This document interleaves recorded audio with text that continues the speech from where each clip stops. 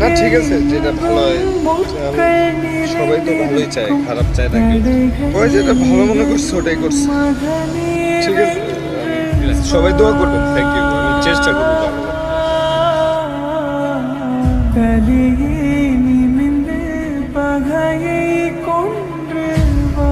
বাংলাদেশে একটা প্লেয়ারই আছে তাসকিন আহমেদ, সে দেশের জন্য খেলেন, টাকার জন্য খেলেন না, তার ক্যারিয়ারের জন্য খেলেন। পরিশ্রম সৌভাগ্যের চাবিকাঠি, সেই কথাটি বাস্তবেই প্রমাণ করেছেন বাংলাদেশের পেসার তাসকিন আহমেদ। নিজের ফিটনেস ও বোলিং নিয়ে করেছেন কঠোর পরিশ্রম। ফিটনেস লেভেল ঠিক রাখতে নিয়মিত জিমে ঘাম ছড়িয়েছেন এই কোটি তারকা। বাড়ির গ্যারেজকে বানিয়েছিলেন বোলিং পিচ, আর সিঁড়িকে ব্যবহার করেছিলেন দৌড়ানোর জন্য। ইংল্যান্ড সিরিজে ফিট থাকতে পিএসএল কে না বললেন তাসকিন আহমেদ।